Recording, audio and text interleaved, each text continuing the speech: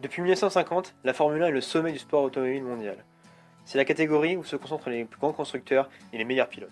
La Formule 1 a toujours été à la pointe dans le domaine de l'ingénierie mécanique et de la recherche. En effet, depuis 1950, de nombreux concepts ont été étudiés afin d'améliorer les performances des voitures sur les circuits. Ce fut par exemple le cas avec les ailerons développés par Lotus, le moteur en position centrale arrière développé par Cooper avec Climax, les 4 roues motrices développées par Matra, McLaren ou Lotus, le DRS en 2011, la voiture aileron avec l'effet Venturi par Lotus, ou encore le moteur turbo développé par Renault en 1977. L'objectif est d'implémenter ces évolutions pour les grands constructeurs dans la voiture de Monsieur Tout-le-Monde. Comme nous avons pu le voir, l'histoire de la Formule 1 regorge d'avancées technologiques, mais une époque est particulièrement représentative de ces changements. En effet, à bien des égards, les années 70 sont considérées comme l'âge d'or de la Formule 1. Et parmi toutes ces voitures, représentant cette décennie, la Lotus 72, développée par Colin Chapman et Maurice Philippe, est probablement la plus symptomatique de cette époque. Avant d'étudier l'histoire de cette voiture, nous allons d'abord étudier le contexte. En 1969, le Team Lotus sort d'une saison en demi-teinte. Pourtant, celle-ci dispose du meilleur line-up du plateau, avec Jochen Rindt et Graham Hill. De plus, elle dispose d'une très bonne voiture, et qui est plus éculée, la 49, ici dans sa version B, qui dispose de 2 ailerons à l'avant et d'un becquet à l'arrière. Au niveau des pilotes, Hill est sans aucun doute le pilote numéro 1 de l'équipe. Double champion en 62 avec BRM et en 68, le pilote britannique est le numéro 1 de l'équipe.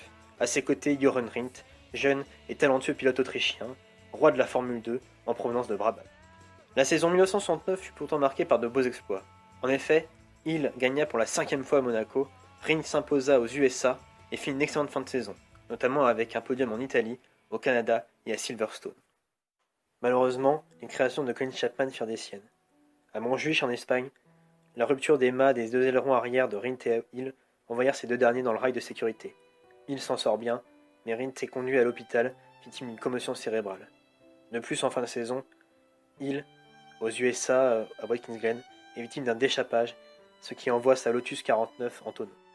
De plus, Colin Chapman, jamais à court d'idées, développa en parallèle la 63, faisant perdre du temps et des ressources. Pilotée par John Miles, Joe Bonnet et John Love, cette voiture sera une véritable catastrophe pour l'équipe.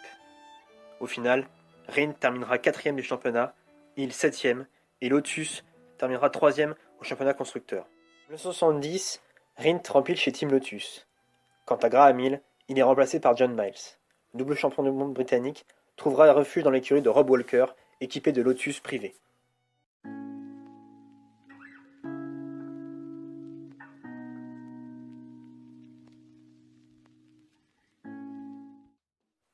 Le premier Grand Prix se déroule en Afrique du Sud. La nouvelle voiture n'étant pas prête, le Team Lotus réutilise son antique Lotus 49 dans sa déclinaison C.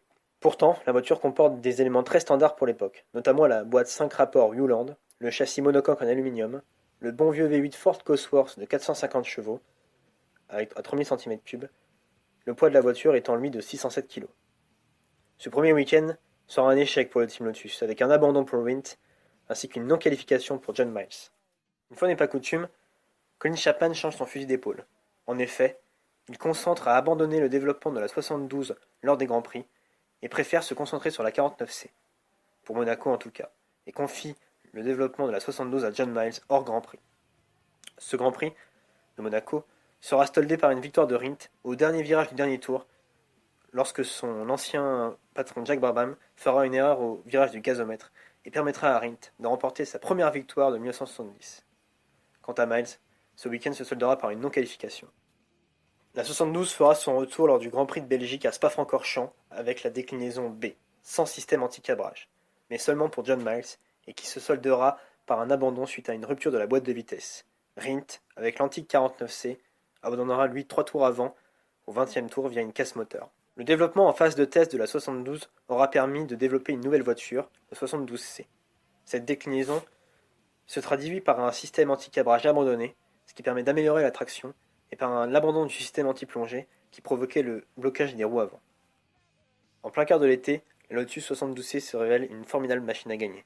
En effet, en Hollande, en France, en Angleterre et en Allemagne, Rindt remporte 4 victoires et inscrit 2 pole positions. Quant à John Miles, il ne termine que 7e et 8e à Zandvoort et à Charade, et abandonne par la suite 2 fois. À Monza, dans le temple de la vitesse, l'aéro est très pénalisante pour la Lotus. Le directeur de l'équipe, Colin Chapman, décide donc de retirer les ailerons de la Lotus 72 de Jeroen Rindt. Ces changements rendent donc la voiture très instable. En effet, sans aileron, et donc sans déportance, la voiture n'est donc plus plaquée au sol. S'ensuit alors une passe d'armes entre Chapman et Miles. En effet, ce dernier refuse que l'on lui retire les ailerons de sa voiture. Chapman menace Miles de l'éjecter de l'équipe, mais celui-ci ne rompt pas. Finalement, Chapman accepte. Les craintes de John Miles étaient fondées. En effet, le lendemain, le samedi après-midi, lors des qualifications du Grand Prix d'Italie, une défaillance des freins inboard envoie Jeroen dans le mur. Malheureusement pour Rindt, des boulons étaient absents au niveau du rail de sécurité. Ce dernier ne mettait jamais sa sangle de sécurité à l'entrecuisse. De fait, lors du choc, Jeroen a glissé, la voiture s'est disloquée sous le rail et Rindt fut égorgé par sa ceinture de sécurité. En signe de deuil, Lotus ainsi que l'écurie privée Rob Walker se retira du Grand Prix d'Italie. Très choqué par la mort de Jeroen Rindt, John Miles annonça sa retraite de la Formule 1. Ironie de l'histoire, si Jeroen Rindt était sacré champion du monde ce week-end-là, il avait décidé de prendre sa retraite du sport. En effet, il avait promis ça à sa femme après que ce dernier ait perdu son meilleur ami Piers Courage lors du Grand Prix des Pays-Bas à Zandvoort.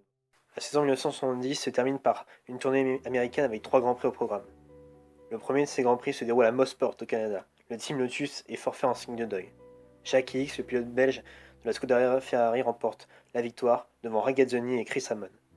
Hicks devient le dauphin de Rindt à 17 points au championnat et peut encore mathématiquement ravir le titre à l'Autrichien. Le Team Lotus revient aux affaires à Watkins Glen avec 2 nouveaux pilotes, Emerson Fittipaldi et Rein Wiesel. Fittipaldi est un jeune pilote brésilien, qui fut 3e pilote à quelques occasions en 1970. Il reprend du service aux USA, et il fut couvé durant toute sa carrière en monoplace par Colin Chapman.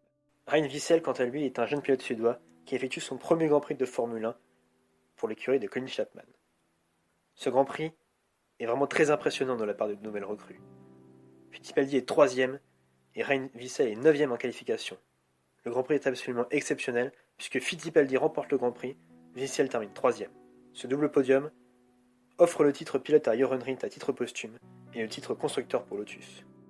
Le dernier Grand Prix de la saison au Mexique sera beaucoup plus compliqué pour les 2 nouvelles recrues, avec un abandon pour Fittipaldi et un non-classement pour Rein Wiesel. Cette année 70 se révèle cruelle pour le Team Lotus. Certes, les 2 titres ont été obtenus, constructeur et pilote, mais 2 pilotes ont été perdus, Miles et surtout Rindt. En revanche, l'écurie a pu, grâce à la Lotus 72, trouver une redoutable machine à gagner. Redoutable certes, mais très fragile. L'accident de Rindt en est témoin. Avec 5 victoires en 1970 pour ses débuts, la Lotus 72 sera évidemment la machine à battre pour l'année d'après. Chapman décide de refaire confiance à Wiesel et Fittipaldi pour 71, avec la Lotus 72 en tête de proue.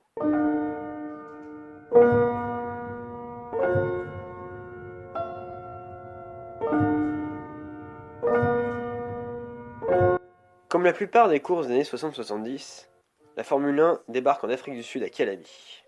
Pour le Team Lotus, la course est assez moribonde. Fittipaldi abandonne en raison d'une fuite du carter de boîte. Wiesel, quant à lui, termine 5e, dans une course complètement anonyme, remportée par Andretti.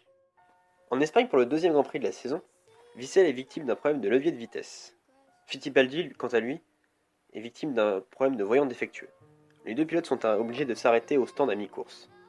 Les 2 pilotes repartent derniers. Finalement, Fittipaldi abandonne quelques tours plus tard suite à un problème de direction. Wiesel, quant à lui, termine non classé. Le 3e Grand Prix de la saison se déroule dans la Principauté de Monaco. Pour ce Grand Prix en Principauté, le Team Lotus apporte une petite nouveauté, la 72D, évolution de la 72. Cette voiture est composée de 2 jambes de force notamment sur le train arrière. Les jambes de force sont un élément structurel d'une suspension. Ils ont pour vocation de remplacer la rotule et le bras de suspension supérieur. Cette solution est plus légère et moins encombrante, totalement dans la philosophie de Colin Chapman. Elle permet un meilleur amortissement, un soutien structurel à la suspension du véhicule et permet 2 choses, un pneu bien aligné, mais également un ensemble de roues bien plaquées au sol. Par rapport à des amortisseurs classiques, la jambe de force permet un meilleur support de la charge latérale, ce qui permet d'augmenter le confort de conduite, notamment dans les virages rapides et lors du freinage. Lors de cette course, Wiesel est victime d'un problème de distributeur au 7e tour, Fittipaldi quant à lui termine 5e. Lors du 4e Grand Prix de la saison disputé à Zandvoort, Fittipaldi est blessé. En effet, le pilote brésilien est victime d'un accident de la route en Suisse. Ryan Wiesel est donc le premier pilote. Il est rejoint par 2 autres larrons, Dave Walker et Dave Charlton. Walker est un jeune pilote australien, vainqueur lors du Grand Prix de F3 à Monaco avec Lotus. Celui-ci est équipé de la 56B, version F1 de la Lotus 56, équipée d'une turbine Pratt & Whitney, vue à Indianapolis notamment en 1968. Dave Charlton est quant à lui un jeune pilote sud-africain équipé d'une Lotus 72D. Malheureusement, une terrible sortie de piste vendredi entraînera son forfait. Dans la fraîcheur du tourniquet hollandais, les choses sont compliquées, notamment pour Dave Walker. En effet, la Lotus 56B est une catastrophe. Difficile à piloter, car elle nécessite une pédale de gaz toujours enfoncée à 90% afin d'éviter le temps de retard.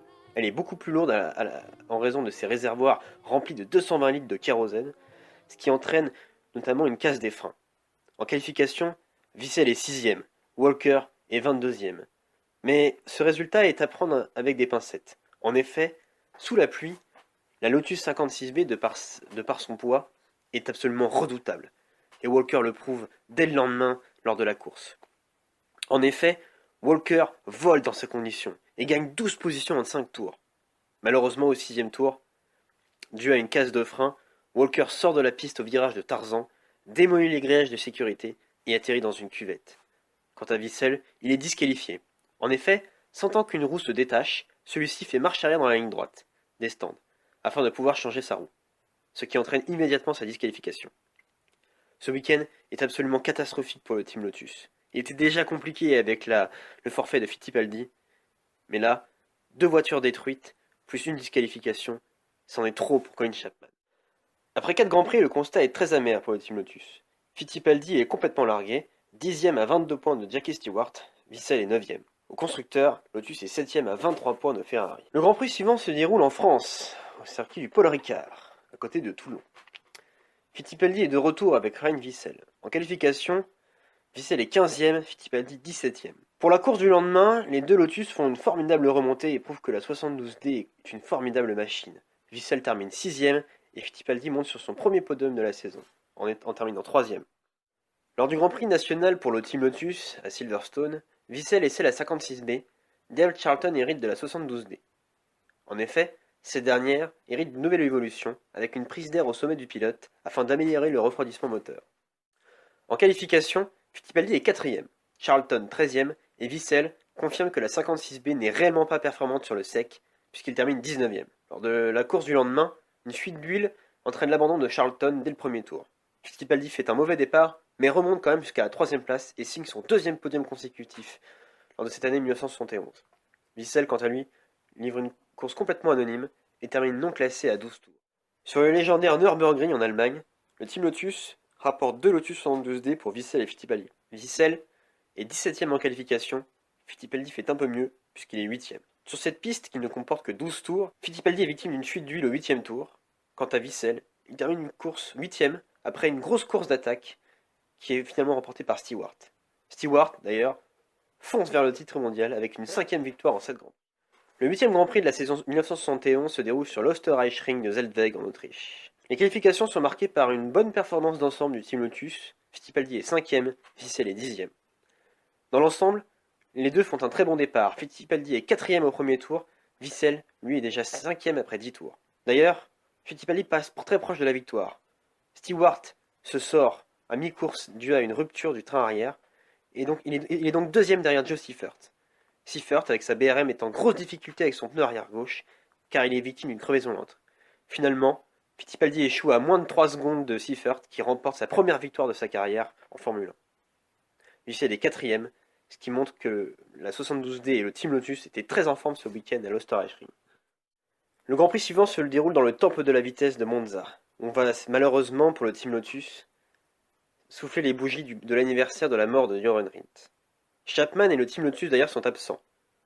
En effet, ils sont toujours poursuivis par la justice italienne dû à l'accident de Jochen Rindt en 1970. De fait, Lotus arrive avec une équipe privée, au nom étrange de World Rally Racing, dirigée par Peter Warr, et équipée d'une Lotus 56B uniquement pour Fittipaldi. Ryan Wiesel est absent, Le pilote suisse Herbert Müller était prévu avec une Lotus 72A, mais a dû déclarer forfait, suite à des problèmes financiers. Finalement, Fittipaldi termine 8ème de cette course. Aux 2 tiers de la saison, cela va mieux pour le Team Lotus. Fittipaldi s'est remis de son accident et est dans le rythme. Wiesel suit son chef de file, mais est trop inconstant, notamment en qualification. Au Canada, à Mosport, 2 Lotus 72D sont confiés à Fittipaldi et Wiesel. Le week-end commence très mal pour Colin Chapman. En effet, il apprend la perte de son concepteur Maurice Philippe, parti aux États-Unis. De plus, après le week-end, 3 mécaniciens sur 13 décident de quitter l'équipe. Chapman décide d'abandonner la 56B, dont le développement a pourri l'année 71. Pour 72, il espère conserver Fittipaldi et annonce le renvoi de Wiesel. Ce dernier sera remplacé la saison prochaine par Dave Walker, le jeune pilote australien. En qualification, Fittipaldi est 4ème, Wiesel est 7ème. Dans des conditions apocalyptiques, sous la pluie et le brouillard, Wiesel termine à une honorable 5ème place, Fittipaldi quant à lui termine 7ème. La course d'ailleurs fut stoppée au drapeau rouge, au 64ème des 80 tours, tellement la visibilité était mauvaise. Aux USA, Lotus confirme son regain de forme en qualification depuis l'Osterreichring. En effet, Fittipaldi est 2ème en qualification et se fait souffler la pole pour 200ème. Wiesel est 10ème. Fittipaldi fait un très mauvais départ et tombe à la 8ème place. Quant à Wiesel, il navigue en 9ème place en ce début de course. Au 6ème tour, un problème de frein pour Wiesel l'envoie l'autre pilote suédois dans le rail. Sa saison est terminée. Au 12ème tour, Fittipaldi rencontre un problème d'accélérateur coincé et décide de rentrer au stand. Il repart 21ème et termine finalement non classé à 10 tours du vainqueur. Malheureusement pour le Team Lotus, elle fut rattrapée par ses vieux démons. En effet, toujours à la pointe de la technologie et en voulant toujours révolutionner la F1, Colin Chapman a voulu créer une nouvelle voiture, la 56B, qui s'est révélée être une véritable gagerie financière et de temps. Le mauvais début de saison de Fittipaldi et un Wiesel, certes dans le rythme, mais trop inconstant en qualification, a réussi à plomber la saison. Au final, Fittipaldi termine 6ème du championnat et Wiesel est 13ème. Lotus termine 5ème au constructeur avec 0 victoire, une statistique jamais vue depuis 1959.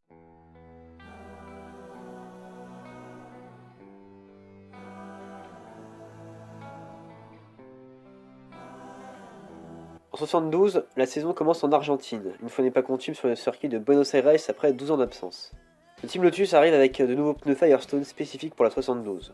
Au niveau du sponsoring, Goldleaf laisse sa place à Johnny Player Special. En qualification, Fittipaldi est 5ème, Walker est 20ème. Le lendemain, Fittipaldi prend un bon départ puisqu'il est déjà 3ème au 2ème tour. Quant à Walker, il subit un bris d'accélérateur et doit réparer hors des stands, ce qui le disqualifie. Fittipaldi déborde Reutemann et passe 2ème au 8ème tour. Il menace même Stewart. Malheureusement, il rencontre un problème de boîte, puis un problème de suspension qui le contraigne à l'abandon. En Afrique du Sud, sur le circuit de Calami, James Charlton est le 3ème pilote. En qualification, Fittipaldi est 2ème, Walker 19ème, Charlton 17ème. Fittipaldi dégringole à la 3ème place lors du départ. Charlton abandonne un tour plus tard, suite à un bris de pompe à essence. En rentrant au stand, il percute d'ailleurs un mécano. Fittipaldi navigue dans le groupe de tête et arrive finalement à la 2ème place. Walker, lui, termine 10ème. Le 3ème Grand Prix a lieu à Jarama, en Espagne. En qualification, Fittipaldi est 3ème, Walker est 24ème. Le lendemain, lors du Grand Prix, un petit crachin se déverse sur la piste. Mais tous les pilotes décident de partir en pneus slick. Fittipaldi réalise un très mauvais départ, mais remonte rapidement. Il dépasse Stewart au 9ème tour, puis creuse l'écart. Il prend la tête, mais malgré une fuite d'essence, il gagne devant les Ferrari de X et de Regazzoni. Walker, lui, après une course brillante d'attaque, termine 9ème. Après 3 Grands Prix, Fittipaldi est clairement la tête de gondole de l'écurie et le phare dans la nuit. En revanche, pour Walker, c'est beaucoup plus compliqué. En effet, il est en grosse difficulté alors qu'il régnait sans partage sur la F3. Des rumeurs font état d'un mauvais matériel donné par Colin Chapman.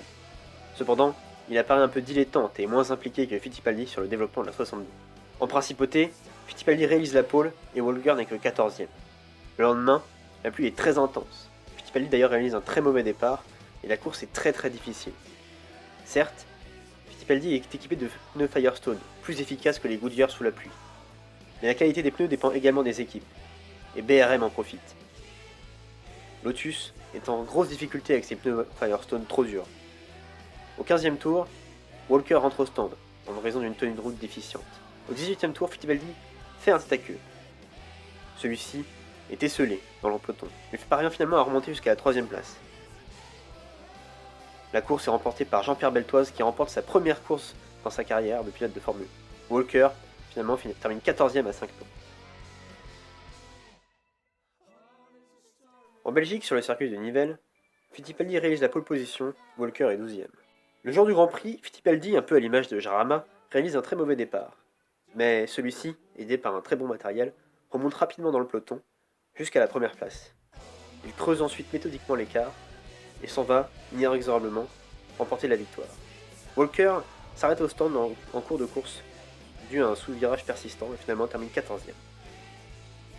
Le 6e Grand Prix de la saison se déroule en France, à Charades, à côté de Clermont-Ferrand. Le Team Lotus apporte une petite innovation technologique, puisque la 172D est équipée d'un réservoir d'huile conique en porte-à-faux à l'arrière. Charlton obtient une 3e Lotus privée, la 72D, mais malheureusement il ne se qualifie pas. D'ailleurs, Fittipaldi est 8e à l'issue des essais qualificatifs, et Walker, toujours en difficulté, n'est que 25e, toujours à 2 secondes de son leader. Le lendemain, Fittipaldi effectue une superbe remontée. Malheureusement, au 9e tour, il effectue une embardée qui envoie une pierre dans le casque d'Helmut Marko, le pilote autrichien de chez BRM. Celui-ci perdra son œil après le Grand Prix. Le 7e Grand Prix de 72 se déroule à Brandzach, sur le territoire national du Team Lotus. Là aussi, 3 voitures sont mises à disposition de Fittipaldi, 2e en qualification, Walker, 15e, et Charlton, le Sud-Africain, qui termine 24e de ses essais qualificatifs. La course mettra en scène une grosse bataille entre X, Stewart et Fittipaldi. Finalement, X sera victime d'une fuite d'huile, et Fittipaldi double Stewart et prend le large. Finalement, Fittipaldi remporte encore une fois le Grand Prix, Walker abandonne à la suite d'un problème d'amortisseur, et Charlton abandonne à la suite d'un problème de boîte de vitesse. Après 7 Grands Prix, il est temps de faire un premier bilan. Fittipaldi fonce vers le titre, tout seul, comme un grand.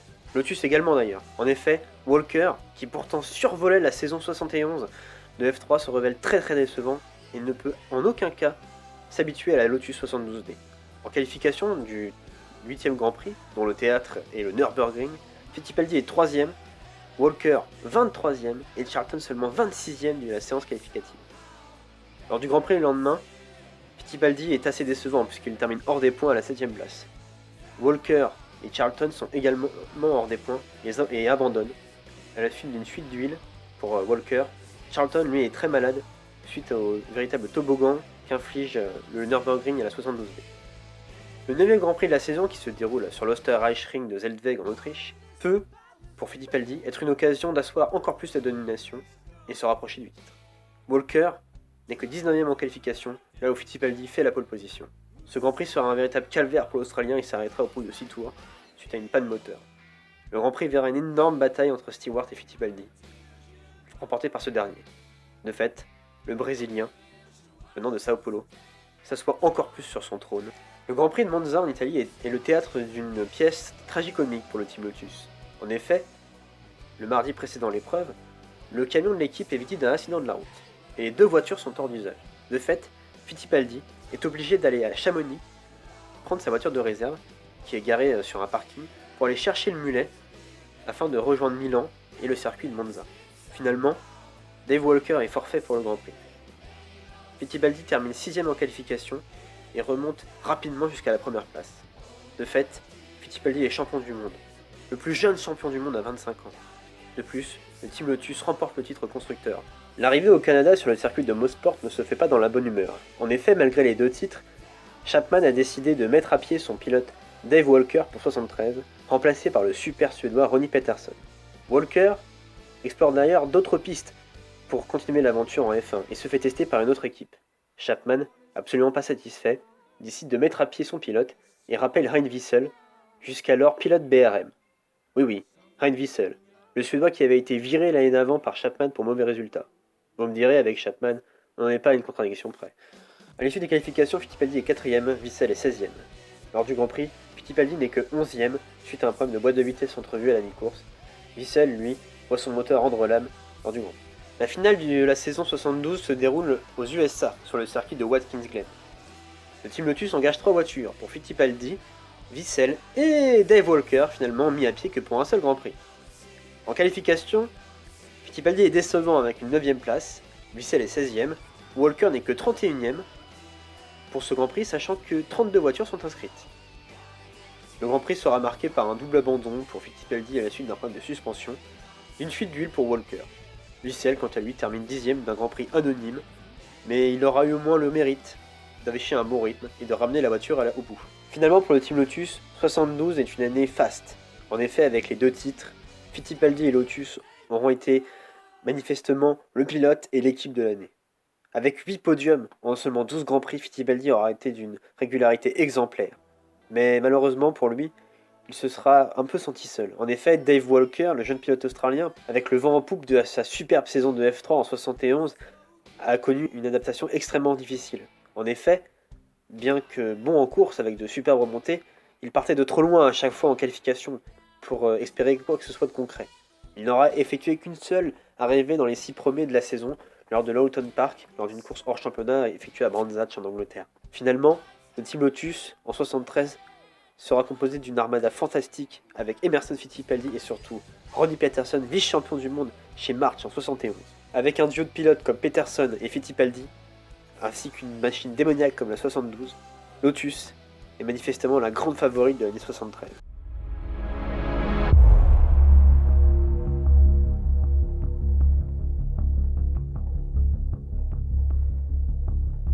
L'année 73 commence en Argentine. Le Team Lotus apporte quelques nouveautés, avec notamment les pneus Goodyear Slick, qui permet une amélioration significative en test à Snetterton en Angleterre, des temps de 2 secondes et demie. Le Team Lotus apporte également une nouveauté au niveau du réservoir. En effet, ce dernier est souple, afin de limiter la propagation du feu, et également rapproché du centre de gravité afin de gagner en efficacité aérodynamique. Le poids de la voiture est ramené à 575 kg. En qualification, Fittipaldi est 2ème, Peterson est 5ème. Dans l'ensemble, le départ des 2 pilotes est correct. Malheureusement, une fuite d'huile pour Peterson le ralentira et il le contraindra à l'abandon.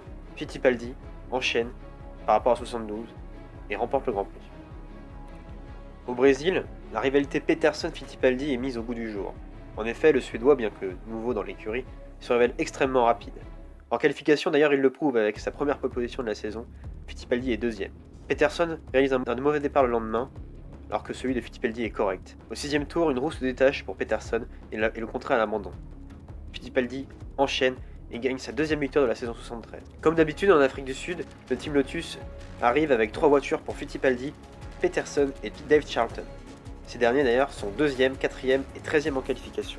Le Grand Prix du lendemain est marqué par un terrible accident au 3ème tour. En effet, Dave Charlton sort du virage de Crofton en tête à queue et celui-ci emmène la Surtees d'Highwood. La majorité du peloton parvient à éviter les 2 carcasses, sauf Regazzoni et X. Regazzoni percute de plein fouet la Surtees d'Highwood. Ce dernier est complètement sonné dans sa monoplace et est bloqué dans sa voiture en proie aux flammes. Highwood finalement parvient à le tirer de là à l'aide d'un commissaire.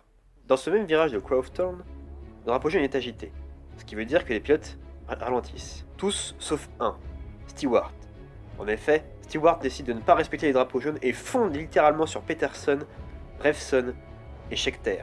Finalement, il les double tous sous drapeau jaune à cet endroit précis. Au 50e tour, Peterson est victime d'un problème d'injection. Il repart 13ème pour terminer péniblement 11ème. Fittipaldi finalement arrive 3ème de la course. Stewart gagne en passant de la 16ème à la première place. Mais son comportement est fortement dénoncé par Teddy Mayer, le patron de McLaren Racing, qui décide de porter réclamation contre Tyrrell et Stewart. Dans un premier temps, Stewart aura un blâme.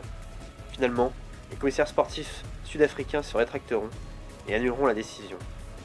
Dans ce scandale, Stewart est donc vainqueur. Le 4ème Grand Prix de la saison a lieu en Espagne, sur le circuit de Montjuïc. Le Team Lotus apporte de nouveaux éléments sur la Lotus 72, désormais affublée de la déclinaison E.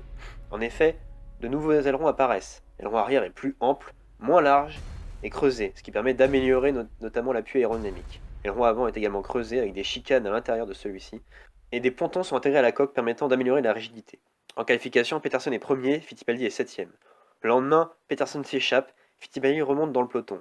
Au 40e tour, les 2 Lotus sont en tête. Malheureusement, 17 tours plus tard, un bris de boîte de vitesse entraîne l'abandon de Peterson. Fittipaldi se retrouve en tête et gagne la 3ème victoire de la saison. Au bilan du championnat du monde, Fittipaldi mène le championnat assez aisément, mais on se rend compte qu'il est bien moins rapide que Peterson. Ce dernier est très malchanceux avec seulement une arrivée hors des points et 3 abandons depuis le début de la saison. Son pilotage trop brusque entraîne souvent la casse d'éléments mécaniques de sa Lotus 72. Zolder accueille le 5ème Grand Prix de la saison. En qualification, Peterson enchaîne avec une nouvelle pole position, Fittipaldi est 9ème. Le lendemain matin, lors du warm-up, Peterson est victime d'un bris de frein qui entraîne sa sortie et il tape dans le rail, ce qui entraîne une réparation en catastrophe de sa monoplace. Le Grand Prix de l'après-midi verra une intense bataille entre Fittipaldi et Stewart. Peterson quant à lui sera victime de freins défaillants qui entraîneront une nouvelle fois son abandon. Fittipaldi, lui, termine 3ème de la course. Le 6ème Grand Prix de la saison a lieu à Monaco, dans la principauté monégasque. En qualification, Peterson est 2ème, Fittipaldi est 5ème. À l'issue des qualifications, un gros accrochage verbal éclate entre Fittipaldi et Chapman. Fittipaldi se plaint d'une voiture inconduisible. En effet, il s'en prend à son propre team de négliger sa voiture. Lors du départ du Grand Prix, François Sever, coéquipier de Stewart et pilote Tyrrell, prend un excellent départ. Malheureusement, celui-ci crève au 2ème tour. Peterson prend alors la tête. Fittipaldi et Stewart remontent dans le peloton. Malheureusement pour Peterson, il est victime d'une alimentation défaillante et dégringole à la 3ème place. Stewart et Fittipaldi reprennent leur fabuleux duel de l'Espagne et finalement, le pilote britannique termine 1er, le poliste est 2ème, Peterson héroïque termine 3ème. Après la course, les mécanos se rendent compte que la voiture de Fittipaldi est mal réglée depuis 3 Grands Prix. De fait, le lien de confiance entre le pilote poliste et son équipe est brisé. Le 7ème Grand Prix de la saison a lieu en Suède à Anderstorp. En qualification, le super suédois réalise la pole position, Fittipaldi est 4ème. Lors du Grand Prix, les deux Lotus s'échappent en tête. Malheureusement, au 68ème tour, sur le 80, Fittipaldi est victime d'un bris de boîte de vitesse. Sur l'avant-dernier tour, Peterson est victime d'une crevaison lente et est doublé par Dennis Hulme. Le pilote McLaren s'impose devant Peterson extrêmement déçu. Fittipaldi, lui, termine 12ème. Le 8ème Grand Prix de la saison a lieu au Castellet, en France. En qualification, Fittipaldi parvient à redresser la barre et est 3ème, Peterson est 5ème. Lors du Grand Prix, une intense bagarre a lieu entre Scheckter, pilote McLaren, Fittipaldi et Peterson. Scheckter et Fittipaldi, qui souhaitent prendre un tour à Beltoise, pilote BRM, s'entremêlent les pinceaux et s'accrochent. Au 41e tour, les deux pilotes sont out, ce qui permet à Peterson de foncer vers la victoire et de remporter la première victoire de sa carrière. Enfin, il était temps. Peterson espère capitaliser sur cette victoire lors du Grand Prix à la maison, en Grande-Bretagne pour le Team Lotus. En qualification d'ailleurs, le super suédois réalise une nouvelle fois la pole position, alors que Fittipaldi est 5ème.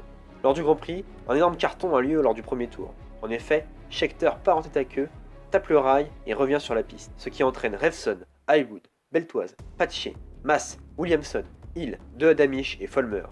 La course est immédiatement arrêtée. Tous les pilotes sont indemnes, à l'exception de De Adamisch qui est fracturé à la cheville. Lors du deuxième départ, Peter Revson, pilote McLaren, et impliqué dans l'accident du départ, décide de prendre le mulet. Bien lui en a pris. En effet, sous la pluie, Revson double Peterson et gagne devant le Suédois. Quant à Fittipaldi, il est victime d'une fuite d'huile. La malchance ne quitte pas le fier pilote de Sao Paulo. En effet, à Zandvoort, lors des qualifications, il est victime d'un énorme crash suite à un bris de jante, ce qui entraîne une sortie à près de 240 km/h. Il en sort finalement vivant, mais avec l'épaule et le talon luxé. Peterson, lui, réalise la pole position. Contre l'avis des médecins, Fittipaldi décide de prendre le départ, mais au deuxième tour, il est obligé d'abandonner suite à de fortes douleurs. Le Grand Prix sera marqué par le terrible accident de Roger Williamson, dont la voiture se retournera. Le pilote, pris au piège, sera brûlé vif. Assez hallucinant à l'époque, mais aucun drapeau rouge ne sera sorti. Peterson, quant à lui, s'envolera vers la victoire, mais abandonnera à 5 tours de la fin suite à un problème de boîte de vitesse. Au bilan du championnat du monde, Fittipaldi maintenant est débordé par Stewart.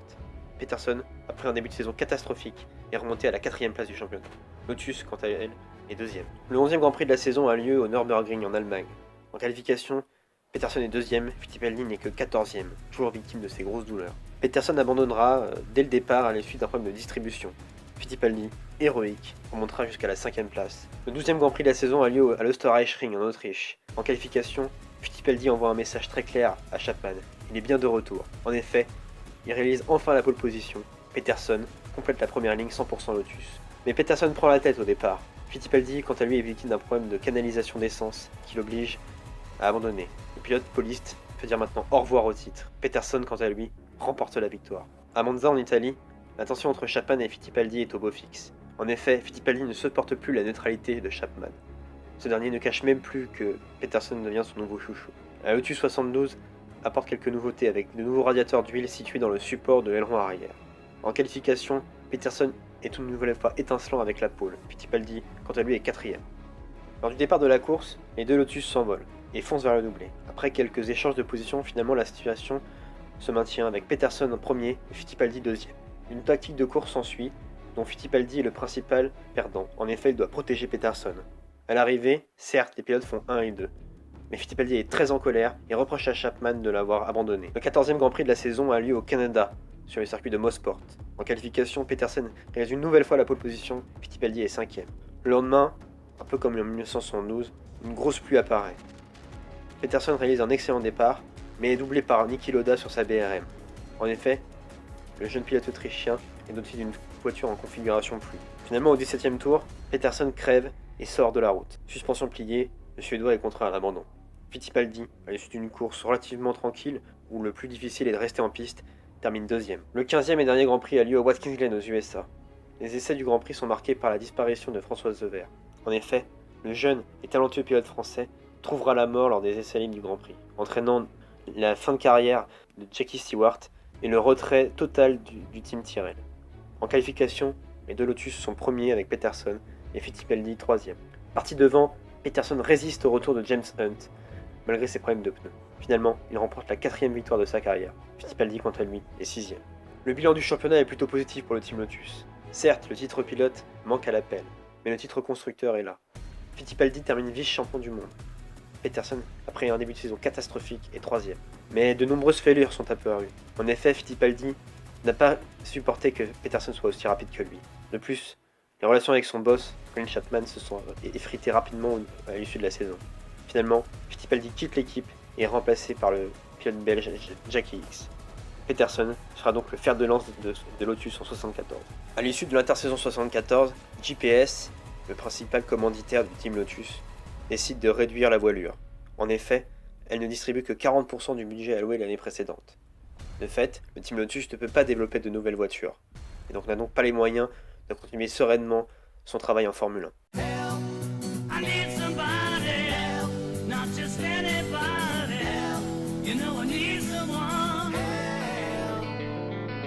En 74, la saison de F1 commence en Argentine à Buenos Aires. Pour le Team Lotus, la voiture est composée toujours de la 72. Au niveau des pilotes, Peterson et Ickx seront les pilotes de l'équipe. Certes, au début de la saison, le Team Lotus utilise toujours la 72, en déclinaison E, mais en partenariat avec l'ancien de McLaren, Ralph Bellamy, Chapman décide de lancer la construction de la 76. En qualification de ce même Grand Prix, Peterson réalise la pole position, Ickx est 7ème. Auteur d'un bon départ, Peterson s'échappe. Puis, à partir du 8ème tour, il perd sensiblement du rythme. En effet, il est victime d'une crevaison lente. Ickx le dépasse au 15e tour. Le pilote belge d'ailleurs est en bataille avec Lauda pour le podium, mais renonce suite à un problème de transmission, et dû à une crevaison lente également. Au 42e tour, Peterson décide de changer de pneu et de refaire le plein du liquide de frein. Il repartira 14e pour finir finalement une place au-dessus. La course est remportée par Dennis Hulme qui parvient à faire imposer la M23 nouvellement créée pour l'équipe McLaren. Au Brésil, Peterson est 4ème, Ickx est 5ème en qualification. Peterson réalise un très bon départ et prend la tête dès le 4ème tour. S'ensuit une bataille terrible entre Fittipaldi, transfuge du Team Lotus vers McLaren en début d'année, et Peterson. Le Suédois malheureusement est victime d'une crevaison lente. De fait, Fittipaldi remporte l'épreuve. Peterson s'arrête au 20e tour et repartira 10ème. Il remonte Hunt, Scheckter, Reutemann. Malheureusement, un orage apparaît au 32e tour, ce qui entraîne la fin de la course sous drapeau rouge. Ickx finalement réalise un podium en terminant 3ème. Peterson, à l'issue d'une brillante remontée, terminera 6ème dans les points. Comme d'habitude en Afrique du Sud, de nouvelles Lotus sont apportées pour les pilotes régionaux. Cette fois, 4 Lotus seront engagés. Pour Ickx, Peterson, Scheckter, Yann, le frère de Jody Scheckter, et Paddy Driver. Mais la véritable sensation pour le Team Lotus, c'est l'arrivée de la Lotus 76.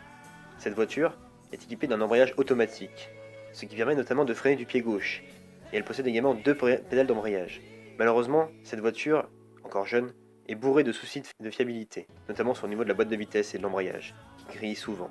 D'ailleurs, en qualification, Ickx bénéficie toujours de la 72 et 10ème, Peterson est 16ème avec l'unique exemplaire de la 76, Scheckter est 22ème, Paddy Driver quant à lui est 26ème. Dès le départ du Grand Prix à Calamy, il y a du grabuge. Pour preuve, Ickx est victime d'un contact sur le train avant et est obligé de changer de capot. Au 2e tour, Peterson se retire de la course suite à un problème de direction. 4 tours plus tard, c'est au tour de Driver de mettre pied à terre suite à un problème d'embrayage. Au 31e tour, Ickx abandonne également suite à un problème de frein. Scheckter parvient au bout de la course et finit 13ème. Retour en Europe à Jarama en Espagne. En qualification, Peterson est 2ème avec la Lotus 76, qui est beaucoup trop lourde, et souffre également de problèmes de boîte de vitesse. Ickx est 5ème. Le Grand Prix sera marqué par un double abandon avec une fuite d'huile pour Peterson et une surchauffe moteur pour Ickx. Le 5e Grand Prix de la saison a lieu à Nivelles, en Belgique. Chapman décide de réintroduire la 72 pour les deux pilotes principaux, à savoir Peterson, 5ème en qualification, et X, 16ème, lors des deux séances de qualification du vendredi et du samedi. Lors du départ, X et Peterson réalisent un très bon départ, puisque Peterson se retrouve 5ème, toujours, mais X effectue une brillante progression et est déjà 10ème au premier tour. Malheureusement, au 38e tour, Peterson est victime de vibrations et d'une fuite d'essence qui le contraignent à l'abandon. 48e tour, X est victime d'un problème de frein et d'une fuite d'huile, ce qui entraîne également son abandon. Le début de saison est absolument catastrophique pour le Team Lotus. En effet, la 76 n'est absolument pas fiable et pas performante, et la 72, vieillarde grand-mère, est certes capable d'être dans le rythme, mais à distance trop importante de McLaren et Ferrari. Au championnat, X est 10ème, Peterson 13ème, Lotus n'est que 7ème. À Monaco, Chapman décide d'arrêter définitivement le développement de la 76 et se concentre sur la 72E. En qualification, Peterson est 3ème, X n'est que 19ème. Lors du Grand Prix, une féroce bataille a lieu entre Highwood, Jarier avec la Shadow et Peterson. Finalement, Peterson sort vainqueur de ce duel à 3 et remonte jusqu'à la 2ème place. Lauda, en tête alors, abandonne. De fait, Peterson se retrouve premier et gagne en principauté. X, quant à lui, est victime d'une casse moteur. De fait, ce Grand Prix montre que même si la 72 reste une voiture âgée de 4 ans, eh bien, elle reste quand même une valeur sûre. Direction la Scandinavie et le superbe circuit d'Anderstop pour le 7ème Grand Prix de la saison en Suède. Devant son public, motivé comme jamais, Peterson ne réalise que le 5ème temps. X, quant à lui, est 7ème. Lors du Grand Prix, les deux Lotus sont victimes de problèmes mécaniques au 8ème tour pour Peterson, au 27ème tour pour X. Après être reparti bredouille de Suède, le Team Lotus se dirige vers Zandvoort aux Pays-Bas pour la 8ème manche. Peterson est 10ème en qualification, X, comme à son habitude, est à la traîne et est 18ème. Lors du Grand Prix, les deux pilotes effectuent une remontée plutôt correcte puisque Peterson termine 8ème et X 11ème. Mais malheureusement pour les deux pilotes, même si ce résultat peut paraître trompeur, ils auront été tous les deux été brillants. Malheureusement, les deux pilotes coup sur coup auront été victimes des coups de roue et soumis à un arrêt supplémentaire. Le 9ème Grand Prix de la saison a lieu à Dijon-Prenois en France. Lors des qualifications, Peterson se retrouve en première ligne, X n'est que 13ème. Ce dernier réalise une énorme remontée et termine finalement 5ème. Peterson, lui, se joue de Lauda et s'envole. Il remporte directement l'épreuve, ce qui constitue un superbe résultat pour le Team Lotus qui parvient pour la première fois de la saison à rentrer ses deux voitures dans les points. Après un Grand Prix relativement réussi en France, le Team Lotus arrive pour son Grand Prix national en Grande-Bretagne avec un moral gonflé à bloc. Pour Peterson, toujours brillant en qualification, cela se confirme avec une nouvelle première ligne. X, quant à lui, n'est que 12ème. Le pilote suédois sera malheureusement victime d'une crevaison, ce qui le fera dégringoler à la 10ème place, alors qu'il était dans le trio de tête. X fait une superbe remontée et termine 3ème. Ce sera son premier podium cette saison. Au championnat, les choses vont mieux pour le Team Lotus. Peterson est 5ème au championnat du monde des conducteurs, X est 9ème. Lotus remonte à la 4ème place du championnat. Contre toute attente en Allemagne, Colin Chapman décide de revoir sa stratégie. En effet, il ressort de l'atelier la 76 qui est confiée à Peterson. Ce dernier n'effectuera que le 8ème temps en qualification, X, toujours avec la 72, sera 9ème. Sous une pluie battante sur le toboggan qu'est le Nürburgring, Peterson et X terminent 4ème et 5ème après une course brillante. En effet, Peterson, même défavorisé lorsque la course était encore sèche, a réussi à se démener sous la pluie pour terminer à une brillante 4ème place. Deuxième fois consécutive et deuxième fois de la saison que le Team Lotus parvient à mettre ses deux voitures dans les points. Sur l'Österreichring en Autriche, Chapman décide une nouvelle fois de changer son fusil d'épaule. En effet, il continue avec la 76, toujours en phase de développement, mais cette fois-ci elle est confiée à X. Ce dernier est absolument catastrophé par les réactions de sa voiture et par les problèmes de boîte de vitesse, puisqu'il n'est que 22ème en qualification. Peterson, quant à lui, est en 3ème ligne à la 6ème place. Ce Grand Prix se soldera par un double abandon, suite à une sortie de piste pour Peterson alors qu'il était 2ème. Ce dernier continuera mais sera victime d'un problème de transmission. X, quant à lui, sera victime d'un accrochage avec deux paillets. Le 13ème Grand Prix de la saison a lieu sur le Temple de la Vitesse à Monza en Italie. Le Team Lotus continue avec deux voitures différentes, avec la 72 pour Peterson et la 76 pour X. En qualification, Peterson est 7ème, X est 16ème. Le pilote belge d'ailleurs sera victime d'une panne d'accélérateur au 9ème tour, qui le contraint à l'abandon. Peterson, quant à lui, remonte jusqu'à la 2ème place. Finalement, Regazzoni, alors en tête avec sa Ferrari, abandonne suite à un problème de fuite d'eau. De fait, Peterson s'envole vers la victoire et remporte la 3ème victoire cette saison, en 1974. L'avant-dernier Grand Prix de la saison a lieu à Mosport au Canada. Cette fois-ci, les deux pilotes sont équipés d'une Lotus 72. En qualification, Peterson est 10ème, X, victime de gros problèmes de fiabilité, est 21ème. Peterson réalise un super départ et une course d'attaque d'anthologie qui lui permettent de remonter jusqu'à la 3ème place. X, quant à lui, remonte jusqu'à la 13ème place. Le dernier Grand Prix de la saison se tiendra à Watkins Glen en USA. 3 voitures seront disponibles pour le Team Lotus, avec X, Peterson sur la 72, et Schenken, qui disputera ce Grand Prix avec la 76. En qualification, X, une fois n'est pas coutume, est devant Peterson, mais le Belge n'est que 16ème, le Suédois 19ème, Schenken, quant à lui, n'est que 27ème. La course sera marquée par une terrible sortie de piste pour le pilote Helmut Koenig. En effet, le jeune pilote autrichien, pilotant une Surtees, quitte la piste au 10e tour suite à un problème technique et s'encasse dans le rail. Si la partie inférieure ne tient pas, la partie supérieure du rail, elle tient, ce qui entraîne la décapitation du pilote autrichien. Un an après la mort de François Sever, la Formule 1 perd un nouveau pilote qui participait à son deuxième Grand Prix de sa carrière. X et Peterson abandonnent au début de course. Schenken, quant à lui, est disqualifié pour départ illégal. Cette année 74 est en dents de scie pour le Team Lotus. En effet, Peterson termine 5ème du championnat après un début de saison catastrophique. X, quant à lui, n'est que 12ème. Lotus termine 4ème du championnat constructeur. En effet, cet échec s'explique par plusieurs facteurs. La 72 n'est clairement plus au niveau face à McLaren et Ferrari. Elle est donc en fin de vie. Mais la 76 n'a toujours pas donné sa entière satisfaction et n'est clairement pas au niveau, d'un point de vue fiabilité et d'un point de vue vitesse. Malheureusement pour le Team Lotus, GPS, principal commanditaire de l'équipe, décide non pas de quitter le navire, mais de réduire la voilure au niveau de l'argent. De fait, le Team Lotus ne se retrouve qu'avec 40% du budget alloué par rapport à 1974 pour préparer la saison 75. Chapman n'a donc pas les moyens et les reins solides pour développer une nouvelle voiture. Le Team Lotus repartira donc en 75 avec la Lotus 72E.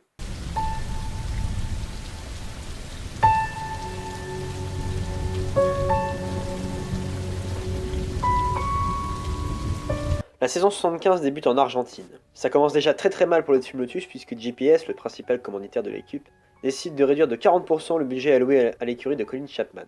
En effet, GPS fait profil bas suite à une loi restrictive sur les cigarettes. Devant le manque de financement, Chapman décide de réutiliser la 72. X et Peterson seront les pilotes de l'équipe. Depuis 73 et le passage aux pneus Goodyear, certes loués à l'époque pour leur rapidité et leur efficacité, le Team Lotus est en difficulté. En effet, les Goodyear, contrairement aux Firestone, ne sont pas adaptés à la nouvelle géométrie des suspensions de la 72. De fait, l'équipe est victime d'un sous-virage chronique de ses voitures. La saison 75 commence en Argentine, à Buenos Aires. En qualification, Peterson n'est que 11ème, X est 18ème. La course sera très difficile dans l'ensemble puisque Peterson abandonnera sur un problème de boîte de vitesse, X quant à lui ne terminera que 8ème, à l'issue d'une brillante remontée. La tournée sud-américaine se poursuit au Brésil, à Interlagos. Très déçu par la 72 et par son comportement lors du Grand Prix de Buenos Aires en Argentine, Peterson menace de quitter l'équipe et de rejoindre celle de Don Nichols, à savoir Shadow, et faire équipe avec Jean-Pierre Jarier. En qualification, X est 12ème, Peterson est 16ème.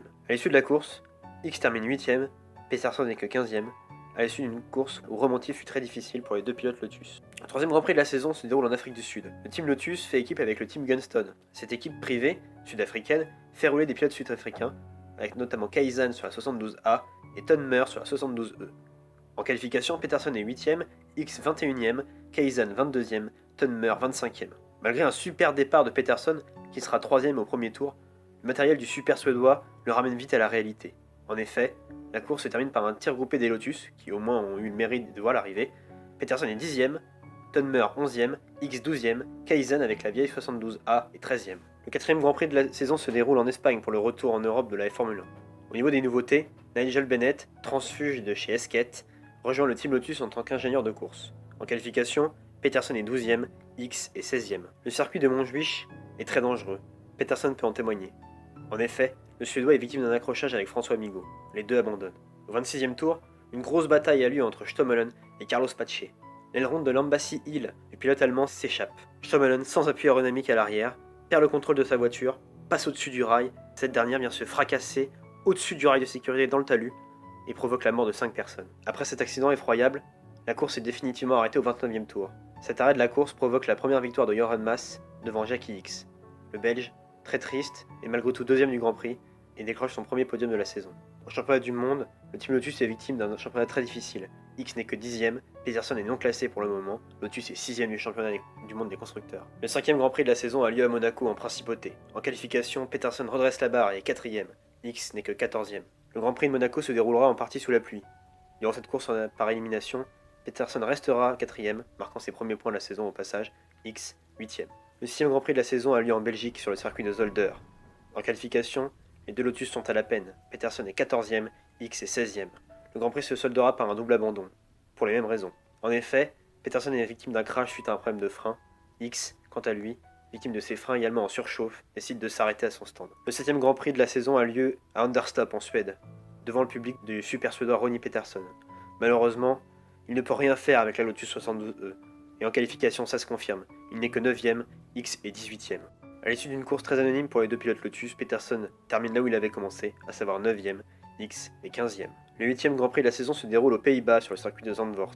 En qualification, Peterson n'est que 16ème, là où X échoue à la 21ème place. Le Grand Prix sera marqué par un double échec. En effet, au 6ème tour, le moteur de X le lâche, entraînant son abandon. Peterson se bat, et se démène même. Il est brillant 4ème à 5 tours de l'arrivée. Malheureusement, une canalisation d'essence l'empêche de bien figurer. Il dégringole à 5 tours de l'arrivée et termine 15ème suite à ce problème d'alimentation. Le Suédois est très déçu. Il tenait un super résultat, gâché malheureusement par la fiabilité de sa Lotus. Le 9ème Grand Prix de la saison en France est marqué déjà par un psychodrame pour le Team Lotus. En effet, Jackie X, peu emballé par les performances de la 72, décide de quitter l'équipe au soir du Grand Prix. En qualification, Peterson n'est que 17ème, X 19ème. Lors du Grand Prix, X renonce suite à un problème de frein au 17ème tour. Peterson, lui, termine 10ème. Le 10ème Grand Prix de la saison se déroule en Grande-Bretagne. Pour le Grand Prix national, beaucoup de nouveautés sont apportées par le Team Lotus. Déjà, X quitte l'écurie. Ensuite, 3 voitures sont apportées. Une pour Peterson, une pour le leader de la F3 Brian Henton, et une pour Jim Crawford, qui martyrise ses adversaires en Formule Atlantique. De plus, une nouvelle version de la 72F est testée, avec un empattement plus long, ainsi que le développement de ressorts hélicoïdaux.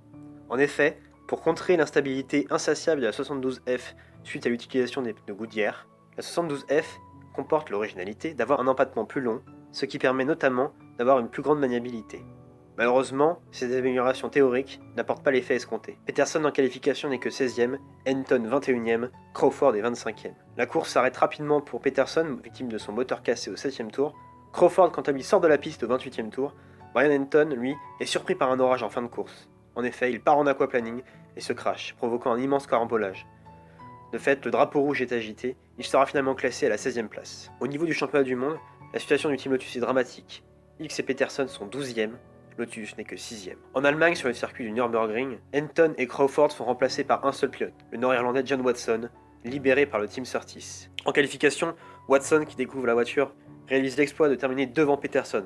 Le Nord-Irlandais est 14ème, le Suédois est 18ème. La course finalement se soldera par un double abandon au premier et deuxième tour suite à un problème d'embrayage pour Watson et un problème de suspension pour Peterson. L'Österreichring est le théâtre du 12e Grand Prix de la saison. Henton remplace Watson en tant que second pilote. En qualification, ce dernier n'est que 23ème et Peterson fait à peine mieux, il n'est que 13ème. Le Grand Prix se déroule sur une pluie battante. Henton, victime d'une grosse sortie de piste au warm-up, est forfait pour le Grand Prix. Peterson, magique sous ces conditions, remonte à la 5ème place et rapporte 2 points supplémentaires dans la besace du Team Lotus. En Italie, sur le tourniquet de Monza, Crawford remplace Henton en tant que second pilote.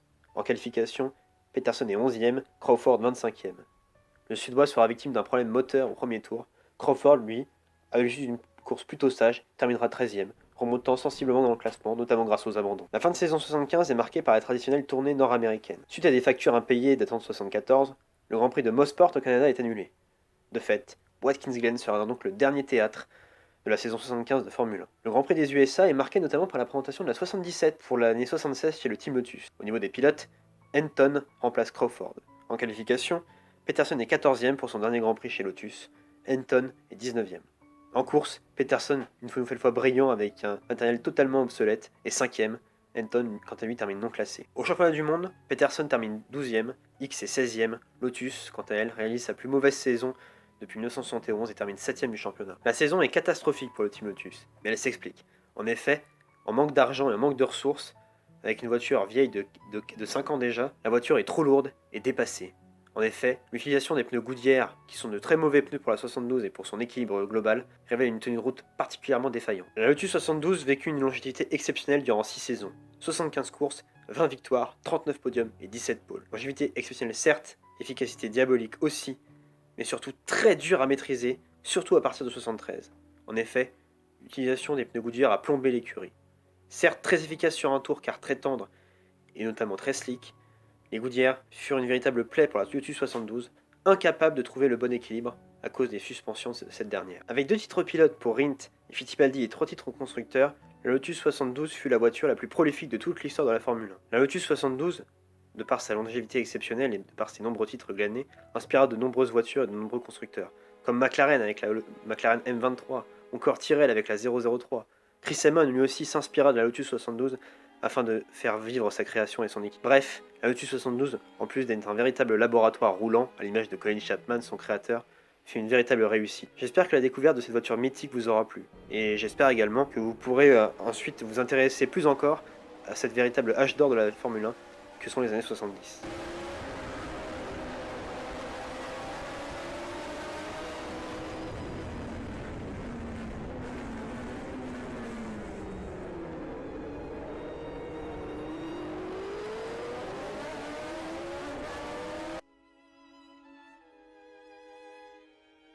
Merci à tous d'avoir suivi cette vidéo, et je vous dis à plus tard.